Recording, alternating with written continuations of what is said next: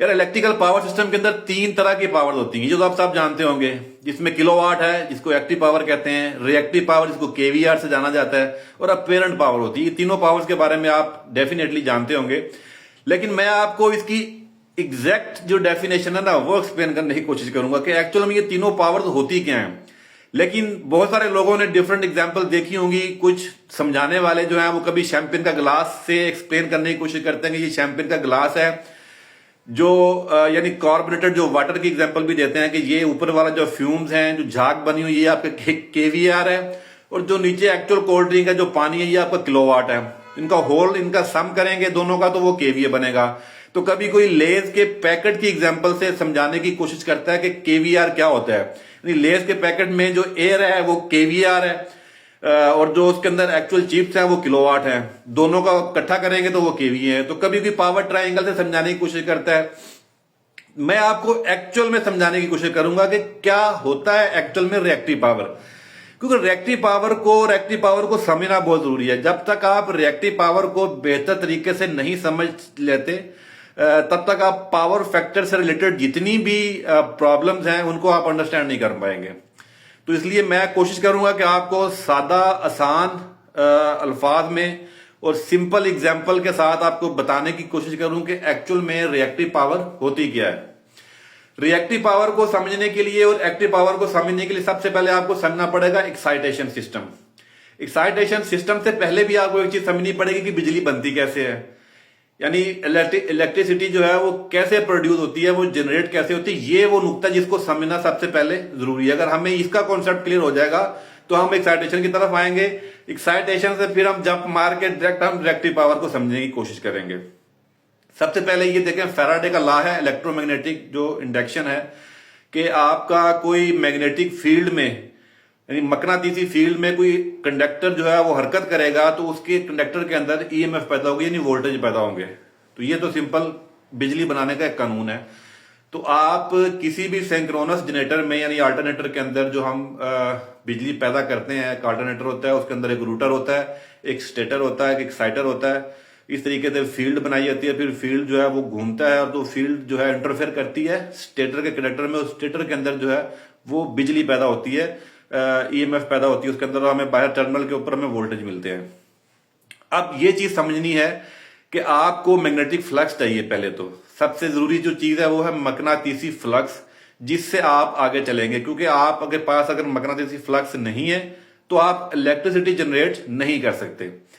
तो अब मकनातीस जो है वो कहां से मिलेगा, वो आपको मिलेगा इलेक्ट्रोमैग्नेट। इलेक्ट्रोमैग्नेट का मतलब होता है किसी कॉइल को, किसी वाइंड की हुई वायर को अंदर उसमें से कोई करंट अगर गुजारा जाए तो उस करंट की वजह से उसमें एक फील्ड पैदा होती है, यानी उसमें फ्लक्स पैदा होता है, मैग्नेटिक फ्लक्स पैदा होता है उसके अंदर, उसको हम इलेक्ट्रोमैग्नेट कहते हैं। क्योंकि कुदरती मैग्नेट तो पॉसिबल नहीं है इतने बड़े बड़े अल्टरनेटर के अंदर उसको इस्तेमाल किया जाए, तो हमें इलेक्ट्रोमैग्नेट बनाना पड़ता है। यानी हमें पहले मकनातीस बनाना पड़ेगा बिजली से, उसको करंट देके, फिर उस करंट देने के बाद जो मकनातीसी फ्लक्स बनेगा फिर उस फ्लक्स को रोटेट करवाएंगे सिंक्रोनस जनरेटर के अंदर। जब वो फ्लक्स रोटेट होगा तो जो आपका स्टेटर होगा, स्टेटर के अंदर जो है आपके वोल्टेज पैदा होंगे।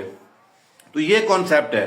अब समझें कि एक्साइटेशन सिस्टम क्या होता है। एक्साइटेशन सिस्टम का मतलब है कि आपने मकनातीसी फ्लक्स बनाना है, उसका नाम है एक्साइटेशन सिस्टम। यानी आपने एक्साइट करवाना है, आपने करंट देके एक्साइट करवाना है, यानी आपने पहले उस सिस्टम को कुछ वोल्टेज या बिजली देनी है जिससे वो एक्साइटेशन होगी और फ्लक्स बनेगा। तो अब ये समझिए कि किसी सिंक्रोनस जनरेटर के अंदर जिससे आप बिजली पैदा कर रहे हैं, उसने अपनी मैग्नेटिक फ्लक्स बनाने के लिए भी उसको कुछ बिजली दरकार है, यानी कुछ बिजली उसको फ्लक्स बनाने के लिए भी चाहिए। तो जो रिएक्टिव पावर होती है बेसिकली ये वही पावर होती है जो वो सिंक्रोनस अल्टरनेटर, जो सिंक्रोनस जनरेटर जो होता है, जो अल्टरनेटर होता है, जो अपनी जरूरत पूरी करता है जितनी बिजली के लिए, जितनी उसको मैग्नेटिक फ्लक्स बनाने के लिए जितनी पावर दरकार होती है, that is called reactive power. कोई उसको वाटलेस करंट कहता है, वो वाटलेस करंट नहीं है बेसिकली, तो वो यूज हो रही है वो करंट जो है मैग्नेटिक फ्लक्स बनाने में इस्तेमाल हो रही है। वो जो एनर्जी है, वो जो रिएक्टिव एनर्जी है, रिएक्टिव पावर जो है वो बेसिकली मैग्नेटिक फ्लक्स बनाने के लिए दरकार है उस अल्टरनेटर को। समझ गए? तो ये है नुक्ता वो समझने वाला। ये उसको चाहिए बिजली, क्योंकि वो ये मैग्नेटिक फ्लक्स बनाएगा तो वो आपको किलोवाट देगा बाहर के लिए। तो जो वो टोटल बिजली बनाएगा उसमें से 20% जो है वो उसको अपनी मैग्नेटिक फ्लक्स बनाने के लिए जरूरत दरकार होती है।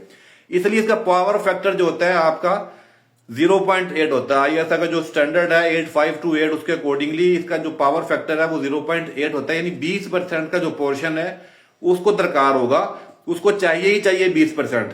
80% वो आपको बाहर देगा किलोवाट की शक्ल में, जिसको आप इस्तेमाल करें, जिसको हम एक्टिव पावर कहते हैं। एक्टिव पावर उसको इसलिए कहा जाता है क्योंकि हम उसे इस्तेमाल करते हैं। वो आपकी सोर्स यूज करता है, वो आपकी मशीन यूज करती हैं, वो आप इस्तेमाल कर रहे हो, वो पावर है जो वो आपको बना के बाहर दे रहा है। इसकी आप एक सिंपल मैं रफ सी एग्जांपल देता हूं। भैंस होती है, तो भैंस जो है वो दूध जो देती है, तो दूध आप जो अपना दूध निकाल रहे हैं तो कुछ दूध उसका जो बछड़ा होगा वो भी पी जाता है। तो जो पहले वो दूध बछड़ा पीता है वो समझे आप रिएक्टिव पावर है, यानी वो कुछ दूध जो है वो गाय ने अपने इस्तेमाल के लिए यूज कर लिया। यानी ये बिल्कुल ही एक मैंने निचले लेवल पर आगे का आपको एग्जाम्पल देने की कोशिश की है कि वो भैंस की ही एग्जाम्पल है कि उस अल्टरनेटर को भी वो बिजली चाहिए अपने लिए, 20% चाहिए उसको, वो रिएक्टिव पावर है। तो रिएक्टिव पावर उसको चाहिए, दरकार होगी तभी वो आपको 80% देगा। उसको 20% मिलेगा तो वो आपको 80% देगा। अगर उसमें एक्साइटेशन नहीं रहेगी तो वो आपको 80% भी बाहर नहीं दे सकता। तो ये वो सिंपल सी लॉजिक है समझने के लिए। अब इसको अगर मैं समराइज करूं तो एक्टिव पावर वो होगी जो हम इस्तेमाल करते हैं, जो हमें बाहर मिलती है, जो हमें वो जनरेटर देगा, जो हमें वो सिंक्रोनस जनरेटर देगा, हमें वो अल्टरनेटर देगा, जो एक्टिव पावर होती है जिससे हम अपना इक्विपमेंट जो है वो एनर्जाइज करेंगे। और जो रिएक्टिव पावर वो पावर होगी जो वो अल्टरनेटर अपनी मकनातीसी फील्ड बनाने के लिए इस्तेमाल करेगा, अपनी मैग्नेटिक फ्लक्स बनाने के लिए इस्तेमाल करेगा, इलेक्ट्रोमैग्नेट बनाने के लिए जो फील्ड इस्तेमाल करेगा, जिससे फील्ड बनेगी उस फील्ड से ही वो आगे बिजली बनाएगा। तो उस फील्ड को बनाने के लिए जो उसको बिजली दरकार होगी वो रिएक्टिव पावर कहलाएगी। तो 20% रिएक्टिव पावर, 80% जो है एक्टिव पावर, दोनों को सम करेंगे तो वो आपकी अपेरेंट पावर बन जाएगी, जिसको KVA कहते हैं। तो ये मैंने बड़े सिंपल तरीके से समझाने की कोशिश की है। उम्मीद करता हूं आपको समझ आ गई होगी।